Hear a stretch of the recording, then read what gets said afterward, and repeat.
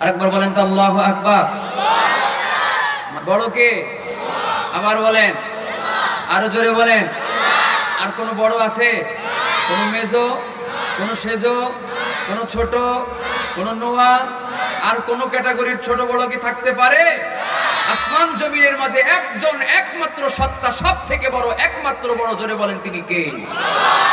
আল্লাহর বড়ত্ব নিয়ে এখানে ওয়াজ হবে, আল্লাহর বড়ত্ব নিয়ে এখানে কথা হবে। মাঝে মাঝে ওয়াজ আস্তে হোক আর জোরে হোক হবে, সেটা আল্লাহর নামের বড় ওয়াজ, আল্লাহর নামের বড়ত্বের কামনার ওয়াজ। কোন মুসলমানের আল্লাহর নামের আওয়াজ দিলে কোন মুসলমানের আপত্তি থাকতে পারে? কিন্তু মুসলমান নামের কিছু মুনাফিক পৃথিবীতে থাকে, এদের গান বাজনা হইলে অসুবিধা হয় না। অন্য ধর্মের ধর্মীয় উৎসবের টাইমে যেই পরিমাণ গান বাজনা হয়, নামাজের ডিস্টার্ব হয়, তখনও এদের কোনো চুলকানি হয় না। কিন্তু বছরে 1-2 দিন ওয়াজ মাহফিলের সময় একটু জোরে আওয়াজ হইলে তার ঘুমানোর ডিস্টার্ব হয়, অমুকের ডিস্টার্ব হয়। মূল কথা হলো ভেতরটা নাপাক, ভেতরটা গন্ধ, পচা দুর্গন্ধ, শয়তানের ভাষা হয়ে গেছে। এজন্য আর ভালো জিনিস ভালো লাগে না, গন্ধ আর পচাটাই তার ভালো লাগে, ঠিক কিনা? এজন্য বাংলাদেশ যেহেতু মুসলমানের দেশ, 90% মুসলমানের দেশে, ইমানদারের দেশে, এখানে ওয়াজ মাহফিল চলবে, কোরআনের মাহফিল চলবে, মসজিদ মাদ্রাসা ঠিক থাকবে, টুপি দাড়িওয়ালা মানুষ থাকবে, পর্দা পুশিদাওয়ালা মানুষ থাকবে। কোন তৃতীয় শ্রেণীর অবাঞ্ছিত মানুষেরা যদি মনে করে এদেশের মধ্যে ইসলাম ডুবে যাবে, ইসলাম ডুববে না, তোমরাই ডুববে। ইসলাম কিয়ামত পর্যন্ত থাকবে, ঠিক কিনা বলে? এজন্য আল্লাহ তাআলা আমাদেরকে ঈমানি বলে বলিয়ান হয়ে এই ঈমানটা নিয়ে মরণ পর্যন্ত, আজরাইল পর্যন্ত সাক্ষাতের সুযোগ তৌফিক দান করুক, বলেন আমিন। আউযু বিল্লাহি মিনাশ শাইতানির রাজীম। বিসমিল্লাহির রহমানির রহিম।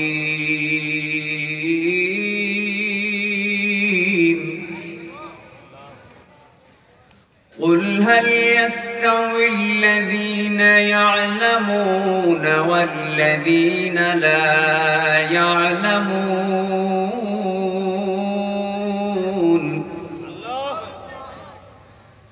قل هل يستوي الذين يعلمون والذين لا يعلمون؟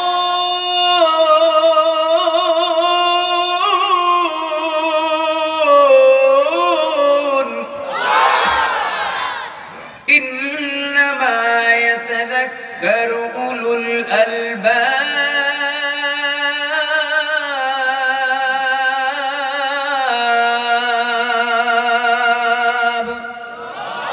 মুসলমান ভাইরা আমার, পর্দার আড়ালের সম্মানিতা মা বোনেরা, মারকাজুস সুন্নাহ মাদ্রাসা গাজীপুরের আয়োজনে আজকের এই বাৎসরিক ওয়াজ ও দোয়ার মাহফিল আল্লাহ তাআলা দয়া করে কবুল করেছেন। আমাদের নসিব ভালো রেখেছেন, আমাদেরকে পছন্দনীয় বান্দা বান্দীদের তালিকায় নাম রেখেছেন বিধায় আমরা এই জায়গায় আসতে পারছি। যাদেরকে আল্লাহ তাআলা পছন্দ করেছেন তারা আসতে পারছে, যাদের আল্লাহ তাআলা তুলনামূলক কম পছন্দ করেছে তাদের এই মজলিস থেকে একটু দূরে দাঁড়ায় শোনার সুযোগ দিয়েছে। যাদের আরো কম পছন্দ করছে তারা বাড়ি বিছানায় শুয়ে শুয়ে শোনার সুযোগ দান করছে। আরো কিছু মানুষ আছে যাদের একটু হলেও আল্লাহর রহমত তাদের প্রতি আছে, না আসতে পারলেও দিলের মধ্যে এটার প্রতি সাপোর্ট আছে, ব্যস্ততার কারণে আসতে পারি নাই, সুযোগ থাকলে যাইতাম, এই মানসিকতাটাও আছে। কিন্তু কিছু মানুষ আছে যাদের আল্লাহ পছন্দ করেন নাই, ওদের অন্তরের মধ্যে বক্রতা তৈরি করে দিই, দ্বীনি মাহফিলের প্রতি একটা বিরূপ প্রতিক্রিয়া আল্লাহ ওদের অন্তরে দিয়েছে। এরা মনে করে মাহফিল না হইলেই ভালো হইতো, হয়ে আরো খারাপ হয়েছে, ঠিক কিনা? قال النبي صلى الله عليه وسلم من يرد الله به خيرا يفقهه في الدين। আল্লাহ নবী বলেন, আল্লাহ যার ভালো চান তারই ভালো কাজের সুযোগ দেন, আল্লাহ যার ভালো চান তারই দ্বীনি আলোচনার সুযোগ, শোনার সুযোগ দান করেন। আল্লাহ যার ভালো চান তাকে দ্বীনের বুঝ দান করেন। আল্লাহ যার ভালো চান তার ভালো কাজের জন্য আগে আগে কবুল করেন। এজন্য এতটুকুই তো আমরা অন্তত বুঝতে পারি, এলাকায় যত মানুষ আছে এদের সবার অবস্থা ভালো হতে পারে কিন্তু এই মুহূর্তে এলাকার মধ্যে সব থেকে ভালো মানুষ আল্লাহর কাছে যারা, আল্লাহর কাছে প্রিয় যারা, তারা হলো এই মাহফিলের পুরুষ নারী যারা বসে আছে, এরাই আল্লাহর কাছে এই মুহূর্তের জন্য এলাকার সব থেকে প্রিয় বান্দা বান্দি। কথা ঠিক কিনা?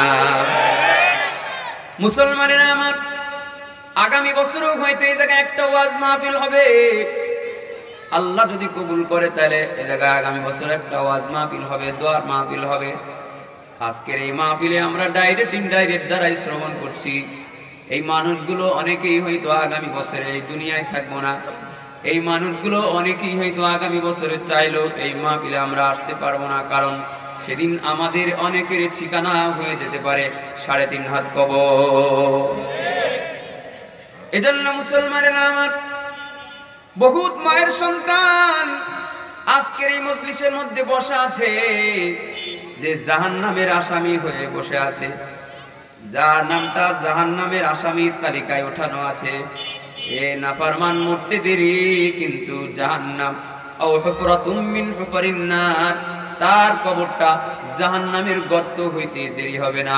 এমন নাফরমান মানুষ আল্লাহর বান্দা বান্দি যারা আছে, যে কিনা জাহান্নামের আসামি হয়ে বসে আছে, কোনো টেনশন তার নাই, কোনো হিতাহিত জ্ঞানও নাই, জাহান্নামের আসামি হয়ে বসে আছে। নিজেও জানে আমার আমল অনুযায়ী আমি মরতে দেরি, আমার কবরের মধ্যে আযাব হইতে দেরি না, তারপরেও আমলনামাটা পাকসাপ করার ব্যাপারে তার কোনো চিন্তা নাই। তারপরেও তার নামটা জাহান্নামের লিস্টের থেকে কাটায়া জান্নাতের তালিকায় উঠাইতে হবে, এই ব্যাপারে তার কোনো চিন্তা নাই, কোনো টেনশন নাই, কোনো পরিকল্পনাও নাই। গুনাহ করতে করতে করতে ভেতরটা এমন ময়লা হয়ে গিয়েছে, এমন অন্ধকার হয়ে গেছে, এখন গুনাহটাই ভালো লাগে আর নেকটাই খারাপ লাগে। আছে না নাই? আল্লাহর কাছে প্রথমেই আমি দোয়া করে বসি যে মায়ের সন্তানেরা আজকে এখানে বসে আছে, জাহান্নামের আসামি যারা আছে, এমন একটা মাকবুল মজলিস এই এলাকায় যেন আজকে আল্লাহ কবুল করেন। জাহান্নামের আসামিদের নাম কেটে দিয়ে নামটা যেন জান্নাতের সোনালীর তালিকায় আল্লাহ তাআলা আজকে উঠায় দেন। বলেন না আমিন। মুসলমানেরা আমার, পবিত্র কোরআন শরীফ থেকে আপনাদের কাছে আল্লাহর পক্ষ থেকে একটা প্রশ্ন আমি এখন করতে চাই। আল্লাহর কোরআনের মাধ্যমে আপনাদের কাছে একটা প্রশ্ন করেছেন, এই প্রশ্নটার উত্তর আমি আপনাদের কাছে যদি চাই, উত্তর যদি আপনাদের জানা থাকে, তাহলে একটু জবান খুলে আওয়াজ করে উত্তরটা দিতে কি কোনো আপত্তি আছে নাকি? হ্যাঁ, আল্লাহ তাআলা আপনাদের কাছে কোরআন শরীফের মাধ্যমে প্রশ্ন করেছেন, قل هل يستوي الذين يعلمون والذين لا يعلمون।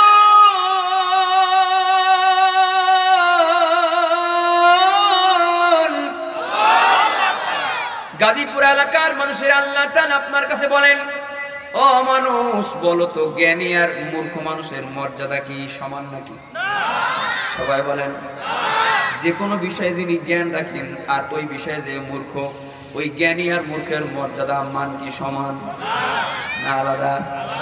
আলাদা। মুসলমানেরা আমার, আল্লাহ তাআলা এই আয়াতে কারিমার মধ্যে প্রশ্ন করে আপনাদের কাছ থেকে যে উত্তরটা নিলেন, এই উত্তর কি আল্লাহ জানে না? কথা বলেন। আল্লাহ কি জানে না যে জ্ঞানী মূর্খ থেকে জ্ঞানীর মর্যাদা বেশি? এটা কি আল্লাহ জানে? এটা বিশ্বাস করেন সবাই? কারা কারা বিশ্বাস করেন দেখুন? আল্লাহ আমাদের জেহেন খুলে দিক, বলেন আমিন। তা আল্লাহ জানে এই প্রশ্নের উত্তর, তারপরে আমাদের কাছে জিজ্ঞাসা করলেন, কারণ আছে না নাই? বলেন আছে না নাই? কোরআন শরীফের তাফসীর বুঝার জন্য আরো ভালো পরিবেশের দরকার, এবং ব্রেনটারে এই জায়গায় কাজে লাগান। একটা গুরুত্বপূর্ণ বিষয়ে আলোচনা করার জন্য আমি এখানে বসছি, কারণ আজকের মাহফিলের সভাপতি আমার সরাসরি উস্তাদ, আমি হিফজুল কোরআন তার কাছে শুনিয়েছি, মশক করেছি, বহুত কিছু শিখেছি। আসবেন কিছুক্ষণের ভিতরে ইনশাআল্লাহ স্টেজে। তো হুজুর যেহেতু আমাকে আহ্বান করেছে, তো অন্য মাহফিলের গুরুত্ব থাকে অনেক, কিন্তু এটার গুরুত্ব আমার কাছে আরো বেশি, আমার উস্তাদ সভাপতির চেয়ে। এজন্য সম্মানিত হাজিরিন, একটা কঠিন সাবজেক্টে কথা বলার নিয়ত করে বসছি, যেটার জন্য জনগণের সেন্টিমেন্ট অন্যদিকে যেন না যায়, জনগণের নজর আর জনগণের মনোযোগ যদি আমার প্রতি থাকে তাইলে সবাই আমার কথাটা বুঝবে, একটা গুরুত্বপূর্ণ মেসেজ নিয়ে বাড়িতে যাবে ইনশাআল্লাহ। পরিবেশটা ভালোর জন্য আমাকে যদি সর্বাত্মক সহযোগিতা করেন তাইলে কিছু মেসেজ আপনাদেরকে দিতে চাই ইনশাআল্লাহ। বলেন আল্লাহ আমাদের কবুল করুক, বলেন আমিন। মুসলমানেরা আমার, আল্লাহ তাআলা যা আমাদের কাছে জিজ্ঞাসা করলেন তার মানে কিন্তু এই নয় যে আল্লাহ জানে না। আল্লাহ জানে, আল্লাহ আলিমুম বিযাতিস সুদূর। আল্লাহ তাআলা শুধু জানেন তাই নাই, যেটা আমরা বলি ওইটাও জানেন, যেটা আমরা মনে মনে রাখছি ওইটাও কিন্তু জানেন। যেটা আমরা মনে মনে নিজেরা বলতেছি, আমারটা বললাম আপনি শুনলেন কিন্তু জানলেন, কিন্তু আলিমুম বিযাতিস সুদূর, এই আলিমুম বিযাতিস সুদূর এমন একটা জ্ঞানীর নাম, যেটা এমন জ্ঞানী যার সামনে মুক্তি আওয়াজ করে বলা লাগে না, অন্তরের মধ্যে উদয় হওয়ার সঙ্গে সঙ্গে কেউ জানে না, কিন্তু আলিমুম বিযাতিস সুদূর তিনি কিন্তু খবর জেনে ফেলে। আল্লাহু আকবার। তুমি তো জানো না মন ক্ষমতাশালী সে কত, তুমি তো জানো না মন ক্ষমতাশালী সে কত, তার মনে মনে যাহা হয় তাহাই হয়ে যায়, মনে মনে যাহা হয় তাহাই হয়ে যায়, বিশ্ব জগতে যত ক্ষমতাশালী সে কত, তুমি তো জানো না মন ক্ষমতাশালী সে কত, তার কুদরতি ক্ষমতায় বরফ গলে জল হয়, রবি শশী গ্রহ তারা শূন্য ভারে টিকে রয়, তার কুদরতি ক্ষমতায় বরফ গলে জল হয়, রবি শশী গ্রহ তারা শূন্য ভারে টিকে রয়, সাগর সমুদ্র নদীর জলধারা, সাগর সমুদ্র নদীর জলধারা, তার হুকুমে অবনত ক্ষমতাশালী সে কত, তুমি তো জানো না মন ক্ষমতাশালী সে কত, তার মনে মনে যাহা হয় তাহাই হয়ে যায়, মনে মনে যাহা হয় তাহাই হয়ে যায়, বিশ্ব জগতে যত ক্ষমতাশালী সে কত, তুমি তো জানো না মন ক্ষমতাশালী সে কত। বলেন আল্লাহু আকবার। তাহলে আল্লাহ তাআলা জানেন, তারপরেও আমাদের কাছে জিজ্ঞাসা করছেন। এটার কারণ হলো পৃথিবীতে কিছু কিছু কিছু প্রশ্ন করা হয় জানার উদ্দেশ্যে, আর কিছু কিছু প্রশ্ন করা হয় জানানোর উদ্দেশ্যে। ঠিক তো? কিছু কিছু প্রশ্ন করা হয় ইনফরমেশন জানানোর উদ্দেশ্যে, কোন একটা তথ্য জানানোর উদ্দেশ্যে, আর কিছু কিছু প্রশ্ন করা হয় জানার উদ্দেশ্যে। প্রশ্ন সাধারণত জানার জন্যই করা হয়, কিন্তু কিছু কিছু গুরুত্বপূর্ণ বিষয় আছে শ্রোতার মনোযোগ আকর্ষণের জন্য প্রশ্ন করে তার মনোযোগটা ঠিক করে তারপরে তার থেকে প্রশ্নের উত্তর নিয়ে তার উত্তর দেওয়া হয়। যেমন উদাহরণস্বরূপ যদি বলি, আমি আপনাদের কাছে যদি প্রশ্ন করি, আপনি কি জানেন আজকে আমি গাজীপুর চৌরাস্তায় কি দেখে আসছি? আসলে কি আপনি জানেন আমি যেটা দেখছি? তাহলে আমি আপনার কাছে জিজ্ঞাসা করলাম জানার জন্য না জানানোর জন্য? আরে কথা বলেন না, জানার জন্য না জানানোর জন্য? আপনি কি জানেন আমি কোন পীরের কাছ থেকে আজকে ঘুরে আসছি? আপনি কি জানেন আমি কোন এলাকার থেকে মাহফিল করে আসছি? এই কথাটা যে আমি বললাম, যেহেতু আমি আমার একটা নিজস্ব একটা কথা বলতে যাচ্ছি, এটা তো আপনি জানেন না, কিন্তু আপনার কাছে আমি জানেন বলে প্রশ্নসূচক চিহ্ন দিয়ে সুর দিয়ে যে আপনাকে জিজ্ঞাসা করলাম, এটা কি জানার উদ্দেশ্যে না জানানোর উদ্দেশ্যে? আমরা মানুষেরা যেমন কিছু কিছু প্রশ্ন করি জানানোর উদ্দেশ্যে, ইনফরমেশন দেওয়ার উদ্দেশ্যে। এটার উদ্দেশ্য হলো যে ইনফরমেশন গুলো জানানোর আগে প্রশ্ন করা হয়, যে ইনফরমেশন গুলো জানানোর আগে জানানোর মতো করে প্রশ্ন করা হয়। ভালো করে খেয়াল করে দেখবেন ওই ইনফরমেশন গুলো অন্যান্য সাধারণ ইনফরমেশনের থেকে একটু গুরুত্বপূর্ণ বেশি, যে কারণেই প্রশ্ন করা হয়। প্রশ্ন করে শ্রোতার মনোযোগটা আগে ঠিক করা হয়। একবারে অমনোযোগী শ্রোতার কাছে যদি গুরুত্বপূর্ণ কথাটা বলে দেওয়া হয়, তাইলে সে তার অগুরুত্ব অবস্থায় শুনতে পারে, অর্ধেক গুরুত্ব আর অর্ধেক গুরুত্ব কম দিয়ে শুনতে পারে। কিন্তু একবার যখন প্রশ্ন করা হলো, তার আই কন্টাক্ট, তার শ্রবণ শক্তি, তার দিল, তার পঞ্চ ইন্দ্রিয় আমার কথাটা শোনার জন্য উদ্গ্রীব হয়ে আছে। যখন আমি প্রশ্ন করলাম, এইবার সিরিয়াস কথাটা বলে দেওয়া যায়। জোরে বলেন ঠিক কিনা? এজন্য আল্লাহ তাআলা আপনাদের কাছে কারা জ্ঞানী আর কারা মূর্খ, এদের মর্যাদা বলতে গিয়ে আল্লাহ যখনই বলছেন ও গাজীপুর এলাকার মানুষ, বলো তো যারা জানে আর যারা জানে না তারা কি একরকম নাকি? আপনারা যে বললেন না, তার মানে প্রশ্নের উত্তর আপনাদের কাছ থেকে নিয়ে মূল ইনফরমেশন যেটা, সেটা আল্লাহ আপনাদের কাছে দিতে চান। একটা গুরুত্বপূর্ণ ইনফরমেশন আপনাদের কাছে দিতে চান। সেটা জানতে হলে আমাদের এই আয়াতে কারিমা তাফসীরের মধ্যে যাওয়া লাগবে। কোরআন শরীফের তাফসীর, শ্রেষ্ঠ তাফসীর হলো কোরআন বিল কোরআন, কোরআনের আয়াত দিয়ে কোরআনের তাফসীর। তারপরে শ্রেষ্ঠ তাফসীর হলো তাফসীর বিল হাদিস, অর্থাৎ কোরআনের আয়াতের তাফসীর হবে হাদিসের মাধ্যমে। জোরে বলেন ঠিক কিনা? এই আয়াতে কারিমার মধ্যে আল্লাহ তাআলা কোন জ্ঞানীদেরকে হাইলাইট করার জন্য আল্লাহ তাআলা আপনাদের কাছে জ্ঞানী আর মূর্খের মর্যাদা নিয়ে প্রশ্ন করলেন, এটা কোন জ্ঞানী সেটা জানানোর জন্য এই তাফসীরের এই আয়াতের তাফসীর করতে গিয়া একটা হাদিস শরীফ আপনাদের সামনে আমি তেলাওয়াত করব, যেটা এই মাদ্রাসার প্রাপ্তবয়স্ক বাচ্চা ছেলেরা মেয়েরা যারা আছে, এরাও মাদ্রাসায় শুরুতেই এই হাদিস শরীফটা মুখস্থ করে।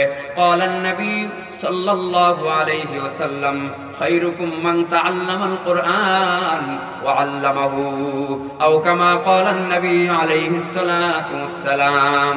হাদিস শরীফের মধ্যে নবীজি বলেন, যেটা এই আয়াতের তাফসীরে আমি নিয়ে এসেছি, নবীজি বলেন আসমানের নিচে, জমিনের উপরে, পৃথিবীর মধ্যে যেই মানুষগুলো কোরআন শরীফের শিক্ষা প্রদান করে, এবং দ্বিতীয় আরেকটা শ্রেণী হলো যেই মানুষগুলো কোরআন শরীফের শিক্ষা গ্রহণ করে, প্রদান করে আর গ্রহণ করে, ছাত্র আর শিক্ষক, কোরআনের ইলম শিক্ষা গ্রহণের ছাত্র এবং শিক্ষক, এরা হলো দুনিয়ার মধ্যে সবথেকে উত্তম। সুবহানাল্লাহ।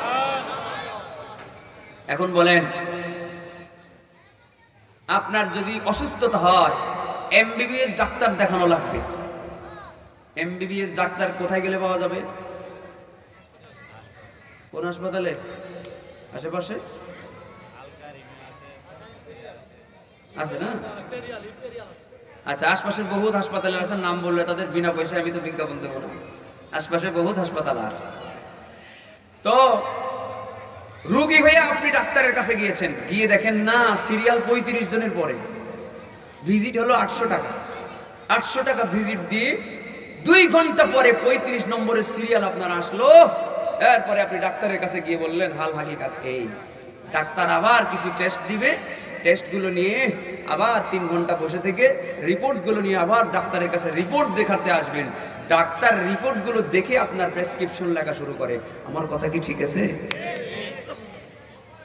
ডাক্তার যখন ডাক্তারের কাছে আপনি আপনার রোগের প্রেসক্রিপশন লেখার জন্য গিয়েছেন, অসুস্থতা জনিত কারণে এই মুহূর্তে আপনার শরীরের মধ্যে কোন প্রেসক্রিপশন, কোন মেডিসিনটা পারফেক্ট, এটা কি আপনি লিখতে পারবেন? সবাই কয় না? ওয়াজ কি বেশি কঠিন করতেছি? ঢাকা শহর আশেপাশের মানুষের কাছে এটা কোনো কঠিন কথা না, গ্রামের আম পাবলিকের কাছে এটা খুব কঠিন। কিন্তু আপনারা শহরের মানুষ, একটি কঠিন কথা কোরআনের আলোকে একটু শুনেন, এরপরে খুব সহজ কথা আছে।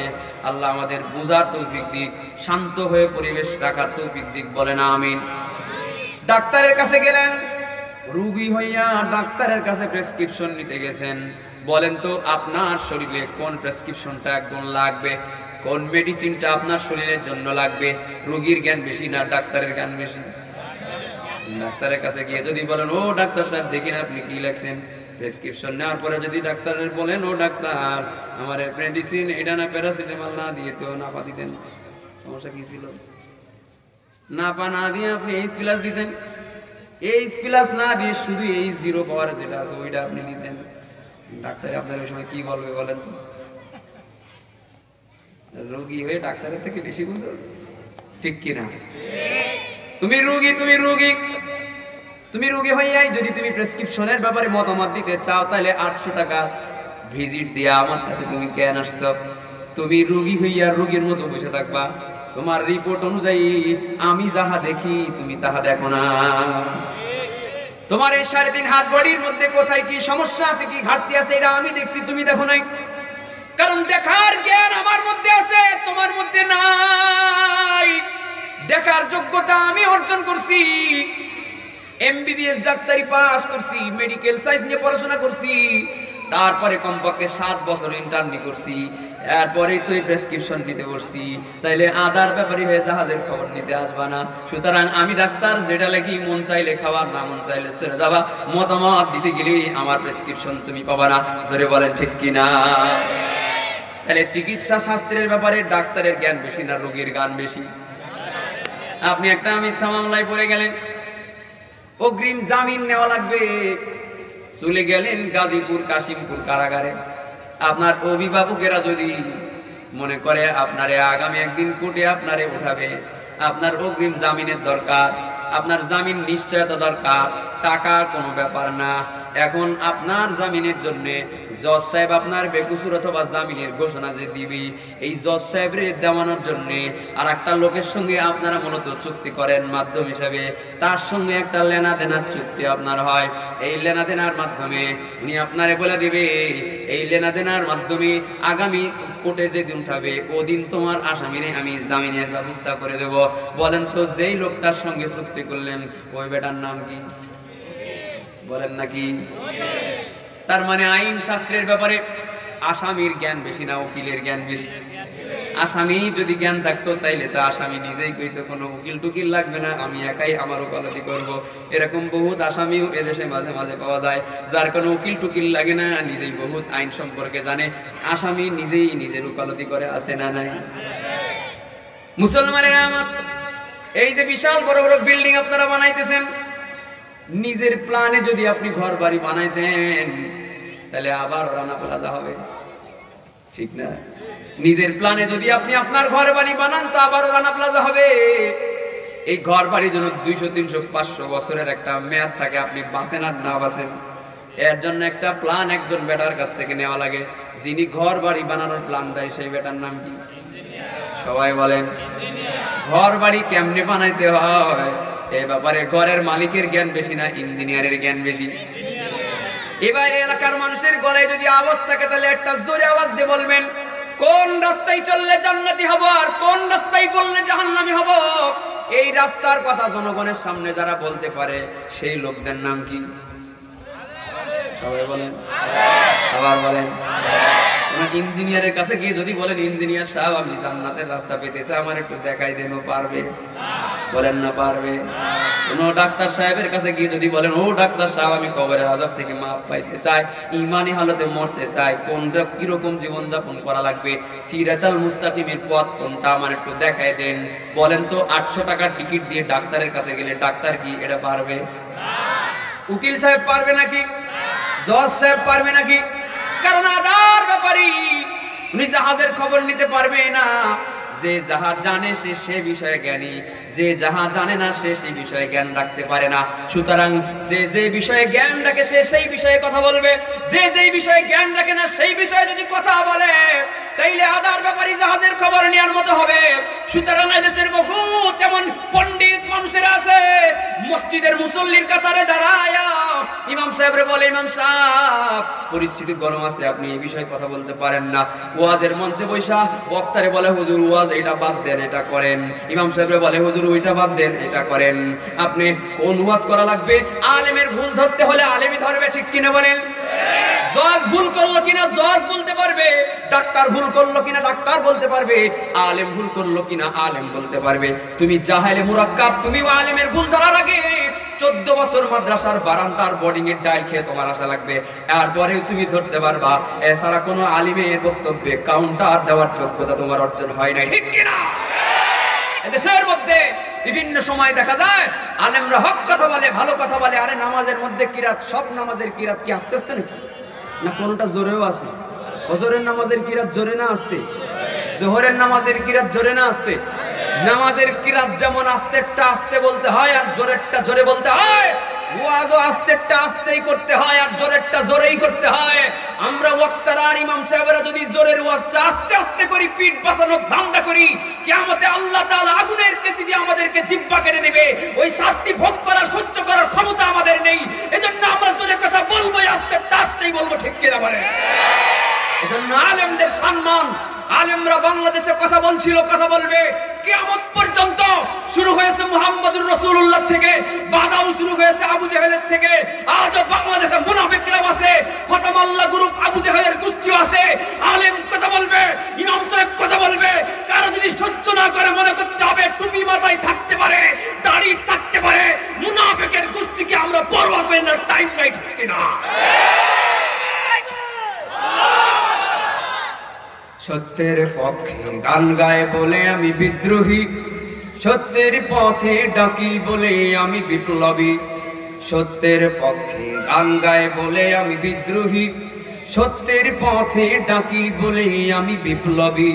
কোরআনের কথা বলি তাই বলে আমাকে মৌলবাদী, কোরআনের কথা বলি তাই বলে আমাকে মৌলবাদী।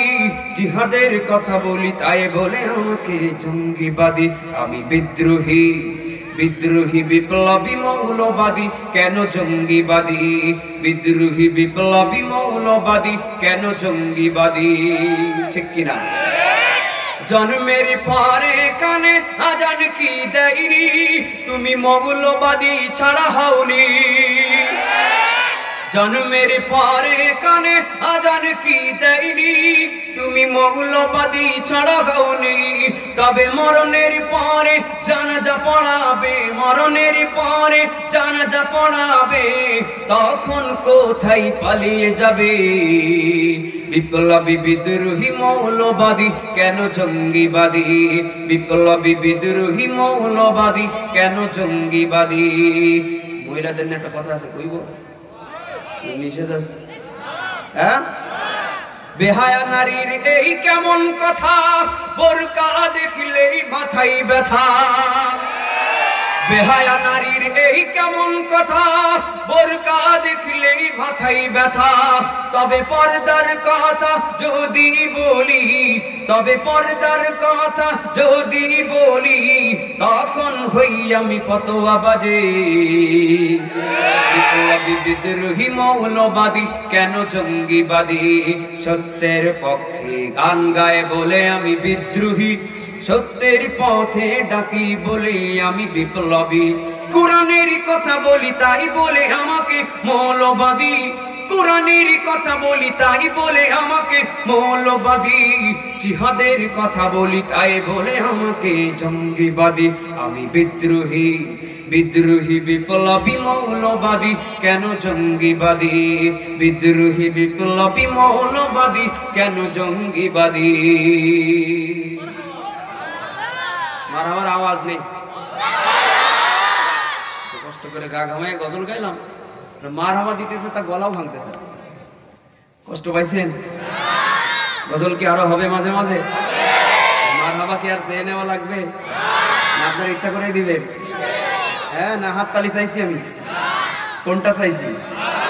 কাজা কাফারা আদায় করে পাওনাটা আর একবার দেন।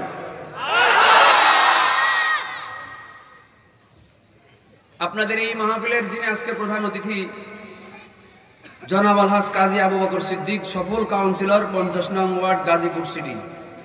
আমি ওনাকে আমার ব্যক্তিগত পক্ষ থেকে ধন্যবাদ জানাই, মোবারকবাদ জানাই এজন্যে যে আজকের মাহফিলটা হওয়ার জন্য প্রশাসনিক বিভিন্ন সহযোগিতা উনি করেছেন, বলেন মারহাবা। এবং ধিক্কার জানাই ওই সমস্ত চেয়ারম্যানদের। আজকে ঢাকা শহর বাদ দিলাম, আশপাশের শহর বাদ দিলাম, বাংলাদেশের বিভিন্ন জায়গায় প্রশাসনেরও কোনো বাধা নাই ওয়াজ মাহফিল করতে। সরকারের পক্ষ থেকেও ওয়াজ মাহফিলের ব্যাপারে কোনো নিষেধাজ্ঞা দেওয়া হয় নাই। কিন্তু কিছু চামচা চেয়ারম্যান বাংলাদেশের বিভিন্ন এলাকায় ছড়িয়ে ছিটিয়ে আছে। বিভিন্ন পৌর মেয়র এবং চেয়ারম্যানরা খোড়া অজুহাত দিয়া বিভিন্ন মাদ্রাসার বাৎসরিক মাহফিলগুলো বন্ধ করে দিতেছে। আমাদের এত কিসের ভয়? আমাদের এই ওয়াজ মাহফিলগুলো কোনো এ দলেরও না, কোনো ও দলেরও না, ঠিক কিনা? আমাদের এই জায়গায় আমরা দলদরি করতে আসি না, বরং আপনারাই মনে কি এই জায়গায় দলদরি করতে আসেন।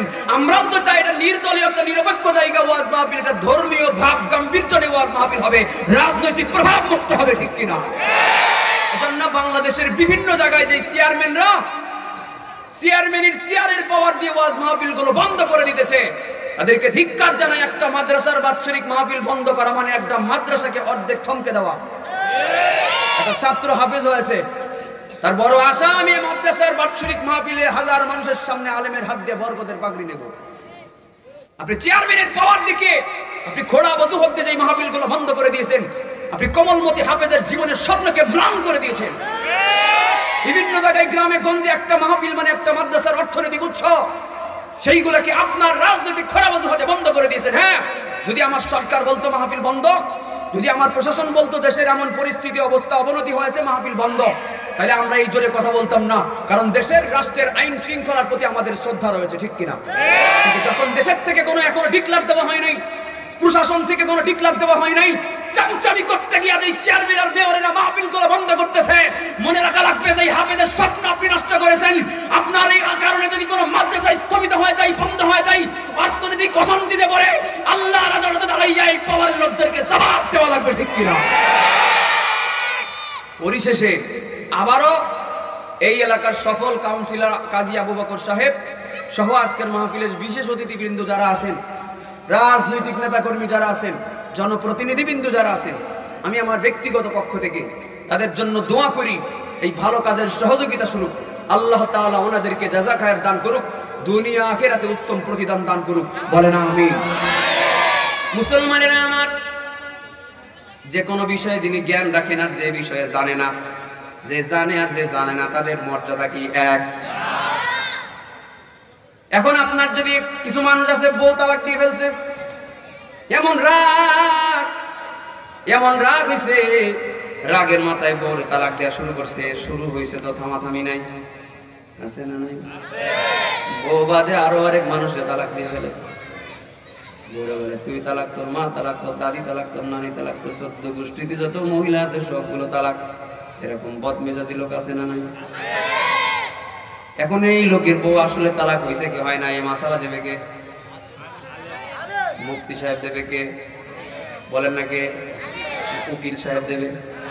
কথা বলেন, আরো জোরে বলেন। বউ তালাক হলো কি হলো না, মাসালা দেবে কে? উকিল না মুফতি? আই যারা মুসলমান আছেন, মুসলমানের মতো আওয়াজ দেন, ডানে বামে তাকানো বন্ধ করেন। আবার বলেন বউ তালাক হয়েছে কি হয় নাই, এই ফতোয়া দেবে উকিল নাকি মুফতি সাহেব? এদেশের বহু উকিলেরা আছে ইসলামের আইনের ধার ধারে না, ব্রিটিশের আইনের উকালতি করে, ব্রিটিশের আইনের উকালতি করে। এজন্যই একটা মেয়ের যেই টেবিলে তালাক দেয়, ওই ছেলেটারে উঠাইয়া ওই টেবিলে আবার আরেকজনের সঙ্গে বিয়ে বলায়, আছে না নাই?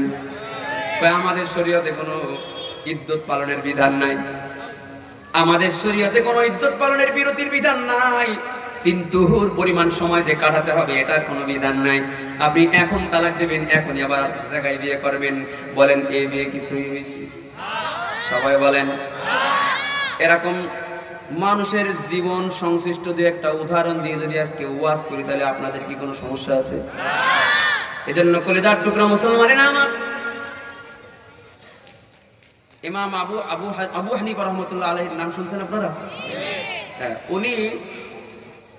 ওনার সামনে এক নাস্তিকে এসে বলে, যাহা দেখি নাই দুই নয়নে বিশ্বাস করবো তাহা কেমনে? যা চোখ দিয়ে দেখি না তা বিশ্বাস করি না, যেটা আমি দেখি না সেটা বিশ্বাস করি না। এই কথাটা বলার আগে সংশ্লিষ্ট আর একটা কথা আছে। এক মুমিন আর এক নাস্তিক চাকরির কলিগ একসাথে চাকরি করে, তো মুমিন ব্যক্তির উজু ভেঙে গেছে, তো উনি উজু করে আসছে। নাস্তিকে বলে কি করে আসলে? কয় উজু করে আসলাম। কয় উজু ভাঙছে কেমনে? কয় উজু ভাঙার 7টা কারণ আছে, ওর ভিতরে একটা কারণ আমার হয়েছে। উজু ভাঙার কারণ কয়টা? 17টা মুখস্থ আছে? একজন দাঁড়াও, দাঁড়াও, তুমি দাঁড়াও, দাঁড়াও না। হ্যাঁ, কও উজু ভাঙার কারণ কয়টা? কও, 7টাই কও। শুনেন,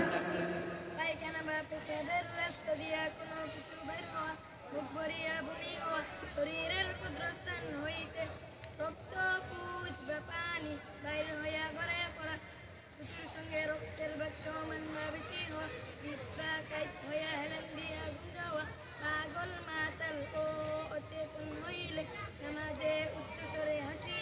মারহাবা বলেন। পারছে? বসেন বসেন। শেষেরটা কি বললো? শেষের কারণটা কি বললো? নামাজে উচ্চস্বরে হাসিলে কি হয়? ওযু ভাঙে না নামাজ ভাঙে? এই ওযু ভঙ্গের কারণ কইছে না নামাজ ভঙ্গের? নামাজের উচ্চস্বরে হাসলে কি ভাঙে? কি ভাঙে? ওযুই ভেঙে। অনেকে নামাজের ভিতরে খ্যাক করে হেসে দিয়ে কিছুক্ষণ পরে আবার নিয়ত বাঁধবে। নামাজের ভিতরে যারা হাসছো আবার নিয়ত বাঁধার আগে উযু করতে যাও, উযুখানার থেকে ঘুরে তারপরে আবার নামাজে দাঁড়ানো লাগবে। পোলাপান এই জুমার নামাজের দিন পেছনে যে কত কিছু হয়, আমরা হুজুররা তো এখন আর পেছনে থাকতে পারি না, সামনে থাকা লাগে। পেছনের কাতারে যে কি করে, শুধু বাচ্চাদের কি বলবো, অনেক ইয়ং তরুতাজা পোলাপান, ইয়ং পোলাপান গুলো এরাও নামাজের ভিতরে এরকম এরকম বলেন আছে না? না ঠিক করে হেসে দিই। নামাজের ভিতরে যারা হাসছো তোমার তো উযুই হয় নাই, তোমার ওযু ভেঙে গেছে নামাজের সাথে। নামাজের ভিতরে যদি আসে ওযু শেষ নামাজও শেষ, ওযু করো তারপরে নামাজ পড়ো। এই বাচ্চা ছেলেরা ওযু ভাঙ্গার কারণ 7টা মুখস্থ ঠুটস্থ। আমরা অনেক বুড়া মানুষ আছি, কোন কারণে ওযু ভাঙ্গে আমরা এটাও ঠিক মতো জানি না, ঠিক কিনা বল? অনেকে কয় যে হুজুর গালি দিছি ওযু ভাঙছে নাকি, এটা গালি দিয়ে ফেলছি ওযু ভাঙছে নাকি? গালি দেওয়া গুনার কাজ, কিন্তু ওযু ভাঙ্গার 7টা কারণের ভিতরে কি এটা বলছে? তা এই মুমিন ব্যক্তির কাছে নাস্তিকে বলে তুমি যে উযু করে আসলে কি কারণে তোমার উযু ভাঙছে? কয় আমার পায়খানার রাস্তা দিয়ে বাতাস বের হইছে, তো উযু ভেঙে গেছে। এটা কইছে না যে পায়খানা বা পেশাবের রাস্তা দিয়ে কোনো কিছু বাইর হইলে উযু ভেঙে যায়? তো বলছে যে আমার পায়খানার রাস্তা দিয়ে বের হইছে, এই জন্য আমি উযু করে আসছি। কয় উযু করে আসছো কি কি ধুইলে? বলে ফাগসিলু ওযুহাকুম ওয়া আইদিয়াকুম ইলাল মারাফিক ওয়ামসাহু বিরুসিকুম ওয়া আরজুলাকুম ইলাল কা'বাইন। ভাই আমি মুখমণ্ডল ধৌত করছি, 2 হাত কবজি সহ ধৌত করছি, মাথা মাসেহ করছি, 2 পাও টাকনু সহ ধৌত করছি, আরো উযুর যে সুন্নাত মুস্তাহাবগুলো আছে এগুলো সব করছি, উযু করে আসছি। নাস্তিকে বলে না আমার তো যুক্তিতে মিললো না। নাস্তিক বলে আমার তো যুক্তিতে মিললো না। কি এর যুক্তি? কই ওযু ভাঙলো কোথা থেকে আর ধুইলে কোন জায়গায়? কথাটা বুঝাইতে পারছি? ওযু ভাঙলো কেমনে আর ওযুটা করলে কেমনে? তা মুমিন তখন নাস্তিকরে বলে তাহলে তুই আমারে শিখাও। নাস্তিকের বাচ্চা নাস্তিক, ক আমার ওযু কেমনে করতে হবে, মাদ্রাসায় শিখছি, এটা তো ভুল, তোরটা সঠিক, তুই ক। তার নাস্তিকে তখন কয় যে আমার যুক্তিতে তো বলে যে জায়গা দিয়ে বাতাস বেরোইছে ওই জায়গা ধুই আসলে ওযু হয়ে গেল। এই হলো নাস্তিকের যুক্তি। আপনারা বলেন নাস্তিকের যুক্তি কি ঠিক আছে? ঠিক আছে না বললেও অনেকের মনের ভেতরে থাকতে পারে যে কথাটা একেবারে ফেলেও তো দেওয়া যায় না। আমরা না কইতেছি ঈমান আছে তাই, কিন্তু কথাটা তো একেবারে ফেলেও দেওয়া যায় না। বেরোইলে এক জায়গা দিয়ে ওই জায়গা ধুইলে উযু হয়ে যাবে। শীতের ভিতরে নাপাক বেরোলে এক জায়গায় দিয়ে, আর আমার শীতের ভিতরে মুখ ধোয়ায়, হাত ধোয়ায়, মাথা ধোয়ায়, পাও দেয়, এত কষ্ট দিয়ে আর আল্লাহর কি দরকার? এরকম কিছু ইমানদারও আছে দেশের মধ্যে, বলে যে রোজার মাসে আমাদের না খাওয়ায় কষ্ট দিয়ে রোজা রাখায়, আল্লাহর কি লাভ? এরকম হাইব্রিড ইমানদার আছে না নাই? এখন এই লোকের প্রশ্নের উত্তর দেওয়ার দরকার আছে না নাই? মুসলমানেরা আমার, আবু হানিফা রাহমাতুল্লাহ আলাইহি একদিন দাঁড়ায় আছে, দেখে এক যুবক উযু করতেছে, বদনার উপরে পানি দিয়ে উযু করতেছে। বদনা চেনে তো? বদনার পানি ঢেলে আর উযু করে, ঢালে আর উযু করে। ওর উযুর দিকে আবু হানিফা রাহমাতুল্লাহ আলাইহি তাকায় আছে। উযুর পানির দিকে আবু হানিফা তাকায় আছে, উযু করা ব্যক্তির দিকে তাকায় আছে। উযু শেষ হয় কিন্তু আবু হানিফার তাকানো শেষ হয় না। আল্লাহু আকবার বলেন। মনে হইতেছে আবু হানিফা কিছু একটা দেখছে যেটা সাধারণ মানুষেরা দেখে নাই। উনি কিছু একটা দেখে ফেলেছে, সেটা দেখতেছে, সাধারণ মানুষ দেখে নাই। কারণ এই বেটা ওযু করতেছে, এর মধ্যে আর দেখার কি আছে? কিন্তু আবু হানিফা কিছু একটা দেখছে, তাকায় আছে। ওযু শেষ হওয়ার পরে যুবক তারে ডাক দিয়ে বলে এদিকে আয়। যুবক আসার পরে আবু হানিফা বলে তোর একটা কথা জিজ্ঞাসা গোপনে আমার কানে কানে উত্তরটা দিবি। বলে হুজুর বলেন কি প্রশ্ন আমারে করবেন? যুবককে হুজুর প্রশ্ন করে বলে, এ যুবক তুই কি কোনোদিন জিনা করছিলি নাকি? আল্লাহু আকবার বলেন। এ যুবক তুই কি কোনোদিন জিনা করছিলি নাকি? যুবক হঠাৎ করে নিজের এত গোপন একটা পাপের ব্যাপারে যখন কোনো হুজুর সামনে এসে মুখের উপরে জিজ্ঞাসা করে, একটু হতচকিয়ে হুজুর কি বলে, হুজুর এই গোপন কথা আপনি কেমনে জানেন? আমি যে জিনা করছি, যার সাথে করছি সে আমি, আর আল্লাহ ছাড়া তো কেউ জানে না। আপনিও তো ওই জায়গায় ছিলেন না, আপনি কেমনে জানেন আমার জেনার গুনাহ আছে এটা আপনি কেমনে জানেন? আবু হানিফা বলে, তোর জেনা হয়তো আমি দেখি নাই, কিন্তু হাদিস শরীফের মধ্যে এসেছে আল্লাহর রাসূল বলেন, হযরত আবু হুরায়রা রাদিয়াল্লাহু আনহু তে বর্ণিত, যিনি ওযুকারী ব্যক্তি যখন ওযু করে, ওযুর পানি যে গায়ের থেকে পড়ে, শুধু ওযুর পানিটা পড়া আমরা দেখি, ওযুর পানির সঙ্গে আর একটা জিনিস পড়ে যেটা আমরা আমাদের আমরা চোখ দিয়ে দেখতে পাই না, কিন্তু আল্লাহ অসাধারণ দৃষ্টিশক্তি কিছু আল্লাহর বান্দাদেরকে দিয়ে দিয়েছে, তারা ওইটা দেখতে পায়। হাদিস শরীফে নবী বলেন, যে ব্যক্তি ওযু করে ওযুর পানির সঙ্গে, তার ছোট বড় বহুত গুনাহগুলো ধুয়ে মুছে টপ টপ করে পড়ে পড়ে ধুয়ে ধুয়ে পরিষ্কার হয়ে যায়। আবু হানিফা রাহমাতুল্লাহ আলাইহি বলে, যুবক, তুই যে ওযু করতেছিলি, তুই সহ আশেপাশের মানুষ যারাই দেখতেছে তারাই মনে করতেছে ওযু করতেছে আর পানি পড়তেছে, কিন্তু না, আমি একটা আলাদা জিনিস দেখছি। তোর ওযুর দিকে আমি তাকায়া ছিলাম, অবলোক নয়নে তাকায়া ছিলাম, একটা ভালো দৃশ্য আমি দেখছিলাম। বলে, কি দেখছেন? বলে, তুই যখন ওযু করতেছিলি আমি দেখলাম তোর ওযুর পানির সঙ্গে জেনার গুনাহগুলো ধুয়ে ধুয়ে পরিষ্কার হয়ে যায়।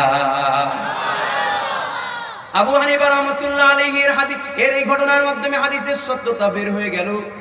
আর একটা হাদিস শরীফের মধ্যে নবী বলেন, বান্দা যেই ওযু, এই যে অঙ্গ দ্বারা ওযু করে, ওযুর যেই অঙ্গ প্রত্যঙ্গগুলো আছে, ওযুর সময় যেই অঙ্গ প্রত্যঙ্গগুলো ধোয়া লাগে, এই অঙ্গ প্রত্যঙ্গগুলো সারা এলাকার মধ্যে লাইটগুলো যেমন চমকায়, রাতে অন্ধকার আসমানের মধ্যে যখন তারকাগুলো চমকায়, কিয়ামতের ময়দানে সব মানুষেরা থাকবে, দেহগুলো থাকবে, কিন্তু দেহের ওযু করা অঙ্গ প্রত্যঙ্গগুলো নূরের আলো দিয়া চমকাইতে থাকবে।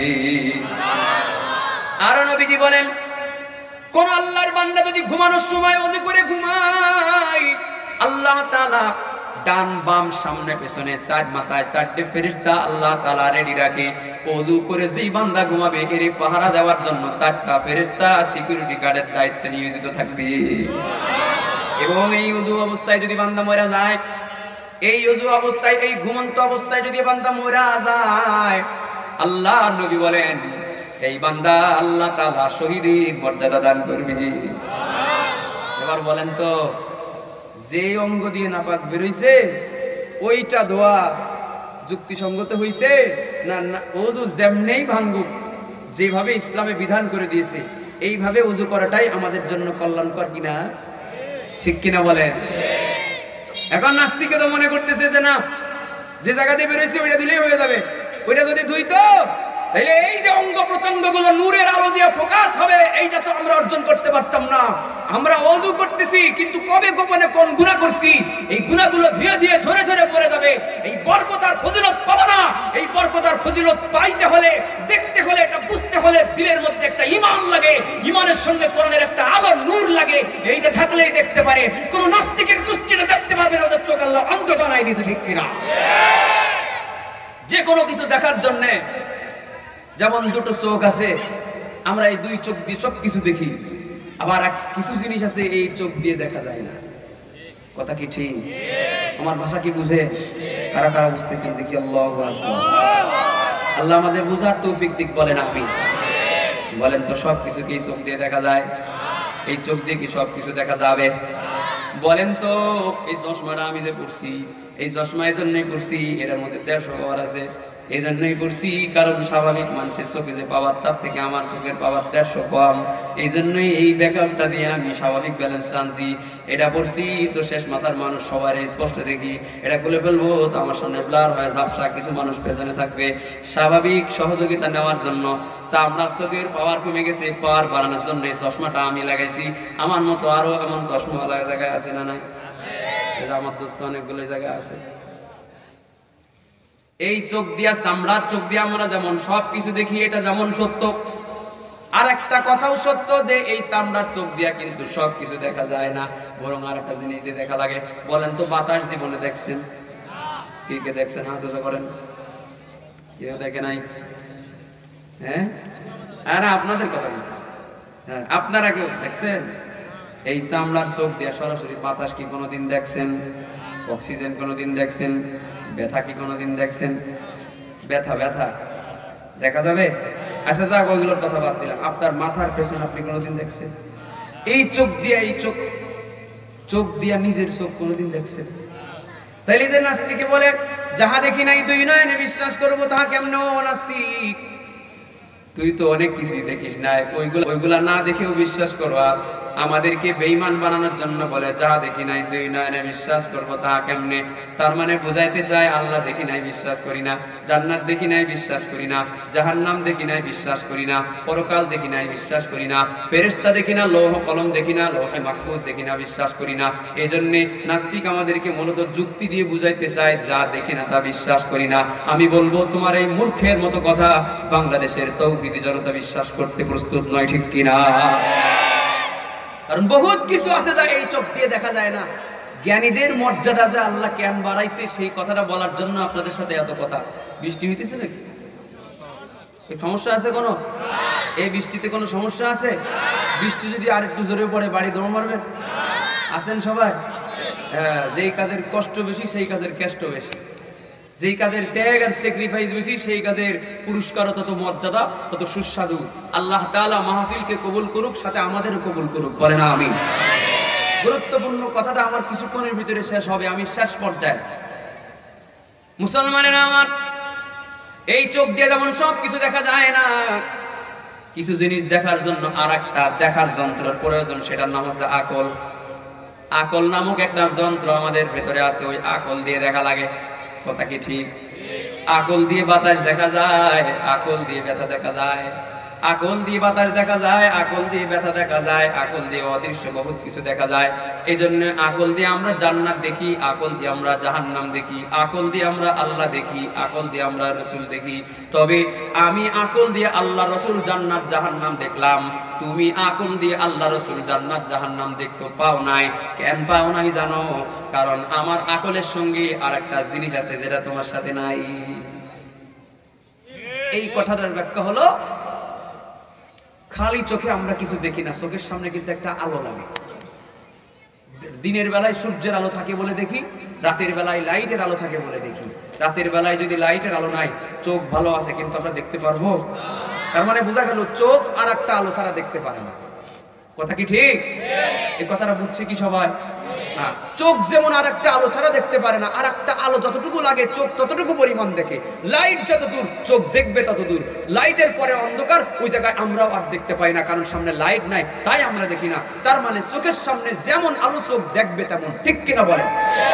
ঠিক দেখার আর একটা যন্ত্র যে আকল আছে, ওই আকলের সঙ্গে আর একটা আলো লাগে, সেই আলোর নাম হচ্ছে জ্ঞানের আলো। এই আকলের সঙ্গে যেই জ্ঞানের আলো লাগবে, এই আকল দিয়ে সেই জ্ঞান দেখতে পাবে। কথাটা কি বুঝাইতে পারলাম? কারা কারা বুঝছেন? হাতে সামনে। আল্লাহ আমাদের ইলম বাড়ায় দিক, বলে না বলে। সুতরাং জ্ঞানের আলোর সঙ্গে যার এমবিবিএস ডাক্তারের বিদ্যা লেগেছে, সেই প্রেসক্রিপশন করতে পারবে, অন্য কোনো লোক পারবে না। আকলের আলোর সঙ্গে যার আইন শাস্ত্রের জ্ঞানের আলো লেগেছে, সেই উকালতি করতে পারবে, অন্য কেউ করতে পারবে না। আকলের আলোর সঙ্গে যার ইঞ্জিনিয়ারিং এর বিদ্যার আলো লেগেছে, সেই ঘর বাড়ি বানানোর প্ল্যান দিতে পারবে, অন্য কেউ দিতে পারবে না। তদরূপ ভাবে আকলের আলোর সঙ্গে যার কোরআন হাদিসের আলোর সংমিশ্রণ হয়েছে, সেই আপনাকে জান্নাত জাহান্নামের রাস্তা দেখাইতে পারবে, কোন নাস্তিক মুরতাদ দেখাইতে পারবে না, ঠিক কিনা? এজন্য আকলের আলোর সঙ্গে যদি আমাদের আকলের আলোর সঙ্গে যদি কোরআনের আলো লেগে যায়, তাইলে জমিনে জ্বালাইয়া আমরা জান্নাত জাহান্নাম, লৌহ কলম আরশ করো কুরসি সব কিছু দেখা যাবে। জোরে বলেন ঠিক কিনা? যখন এইখানে আপনারা বসছেন, মাথায় টুপি নিয়ে, মুখে দাড়ি নিয়ে, অথবা একটা মাপ পাওয়ার আশা নিয়ে যে বসছেন, আপনারা চোখ দিয়ে কোনোদিন জান্নাত দেখে এই জায়গায় বসেন নাই, কিন্তু আকল দিয়ে জান্নাত দেখে তো এই জায়গায় আসছে। কথা কি ঠিক? কারণ আপনাদের আকলের সঙ্গে মাদ্রাসায় পড়েন আর না পড়েন, ইমাম সাহেব আর বক্তা সাহেব আর আলেমের ওয়াজের মাধ্যমে হলো কোরআনের কিছু আলো আপনাদের সিনার মধ্যে টাচ লাগছিল, ওই আলোর মাধ্যমে আপনার আকলের সঙ্গে হিট করছে, ওই আলো আপনার আকলের মধ্যে গিয়ে হিট করছে। এটা দিয়ে আপনি দেখতে পাইছেন জান্নাত সত্য, জাহান্নাম সত্য। ময়রা কবরে চলে যাব, মুনকার নাকির প্রশ্নের জবাব হবে, এটাও সত্য। এটা আপনি কোরআনের আলোর মাধ্যমে দেখতে পাইছেন। চোখ যেমন আর একটা আলো ছাড়া দেখতে পায় না, আকল যেমন আর একটা আলো ছাড়া দেখতে পায় না। চোখের সামনে আলো যত দূর, চোখ দেখবে তত দূর। আকলের সামনে আলো যেমন, আকলটা দেখবে তেমন। আকলের সামনে যদি যে নির্দিষ্ট যুক্তিবিদ্যা থাকে ওইটা দেখবে, আইন থাকে ওইটা দেখবে, ডাক্তারি থাকে ওইটা দেখবে। কোরআনের আলো থাকে তো জান্নাত জাহান্নাম সবকিছু দেখতে পারবে। এজন্য মুসলমানের মুসলমানিত্ব মরার জন্য একটা অভিভাবকের কর্তব্য, একটা বাবার কর্তব্য, একটা অভিভাবকের কর্তব্য, সন্তানদের যাই শিখান অন্তত আকলের আলোর সঙ্গে কোরআনের আলোর একটা সংমিশ্রণ যদি লাগায়া যাইতে পারেন, এ সন্তান হবে সুসন্তান। আর আকলের আলোর সঙ্গে যদি আপনার সন্তানের, আকলের আলোর সঙ্গে সন্তানের কোরআনের আলোর একটা পরিচয় ঘটাইতে যদি না পারেন, মইরা কবরে চলে যাবেন। কবরে বসে বসে টের পাবেন তোমার সন্তান নাস্তিকের গোষ্ঠীর দলে যোগদান করেছে, ঠিক কিনা?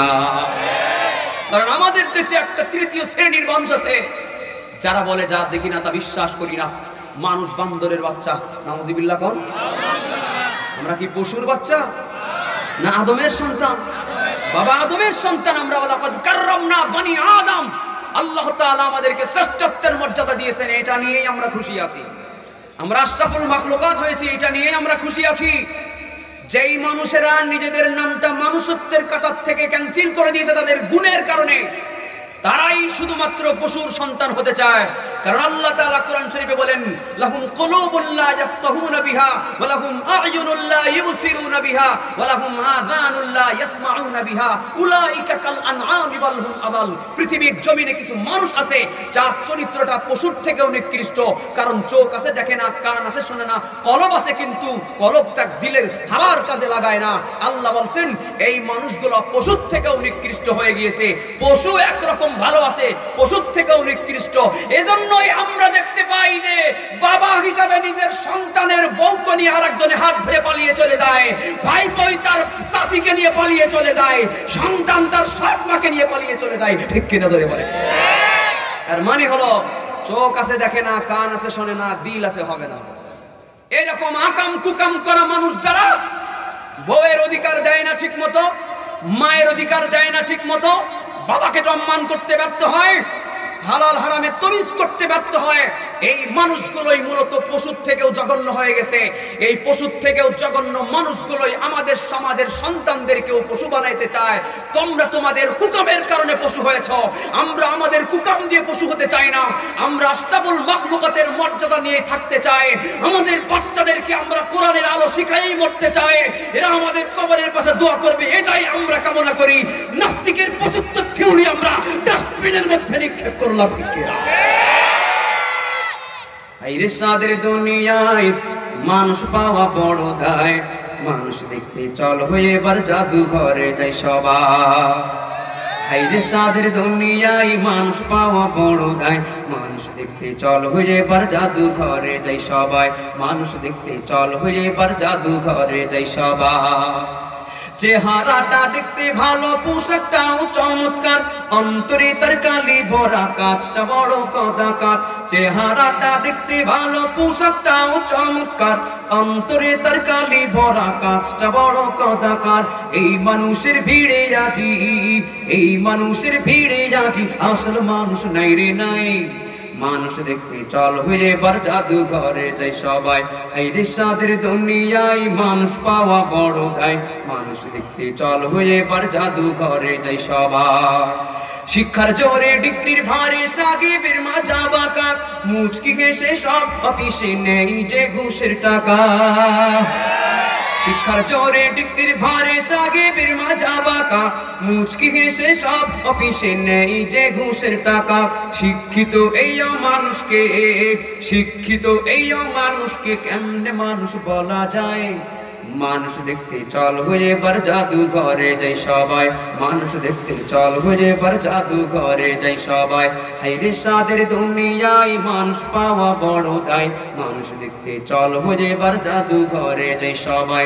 মানুষ দেখতে চল হয়ে এবার জাদু ঘরে যাই সবাই। মানুষ দেখতে চল হয়ে এবার জাদু ঘরে যাই সবাই। ওয়াজ কি শেষ করে দেবো না? এরা আমার টাইম দিয়েছে 10টা পর্যন্ত, আর কি এখনো কিন্তু 25-26 মিনিট আছে। করবো? আছেন আপনারা? ভয় করব কাকে? সব দলের মানুষ একসাথে আওয়াজ করে বলেন, ভয় করব কাকে? আর কোন ডান বাম সামনে পেছনে ছোট বড় কাউকে ভয় করার মতো টাইম মুসলমানের থাকতে পারে? মুসলমানেরা আমার, কোরআনের আলো যখন একটা ছেলের সঙ্গে একটা বাচ্চার সঙ্গে লেগে যায়, এই ছোট্ট ছোট্ট সন্তান যে ওজ ভঙ্গের কারণ কিন্তু মুখস্থ শোনায় দিছে আমার এই মারকাজুস সুন্নাহ মাদ্রাসার ছোট্ট বাচ্চারা, বলেন না মারহাবা। এই বাচ্চাদের দিলের মধ্যে এমন একটা আলো জ্বলছে, কোরআনের এমন একটা আলো সিনার মধ্যে আছে যে আলো দিয়া জান্নাত জাহান্নাম, ছোট মানুষ হিসাবে হলো কম বেশি জান্নাত জাহান্নাম দেখতেই পাই। এই জন্যই এই একটা বাড়ির সন্তান যদি এরকম মাদ্রাসায় ভর্তি হয়, এই সন্তানেরা বাড়ি গিয়ে কি কয় জানেন নাকি? আশ্চর্য হয়ে যাবেন, এতটুকু নাবালিক সন্তান মাদ্রাসায় 1.5 বছর 6 মাস 1 সপ্তাহ 1 মাস পড়ছে, কি এমন সোহবাত আর কি এমন পাওয়ার মাদ্রাসার থেকে নিয়েছে জানি না। বাড়িতে গিয়ে ওর বাপের বলে, আব্বা আপনি দাড়ি রাখবেন না, আমি বাড়ি ছাড়ব। আল্লাহু আকবার বলেন। এ বলে, বাবা আপনি দাড়ি রাখবেন নাকি আমি আপনার বাড়ি ছাড়বো। এমন ভাবে ধরছি, আমাদের মহিলারা গ্রামগঞ্জে মাছ ধরে, মাছ করার সময় যে মাছ পিছলে আছে ওটারে ছাই দিয়ে ধরে, কোন রকম হাতের ভিতর থেকে দৌড় মারার সুযোগ নাই, ঠিক না? এই বাপরে এমন ধরছে, ছাই ধরছে, কোনোভাবে পিছলাই আর দৌড় মারার আর সুযোগ নাই।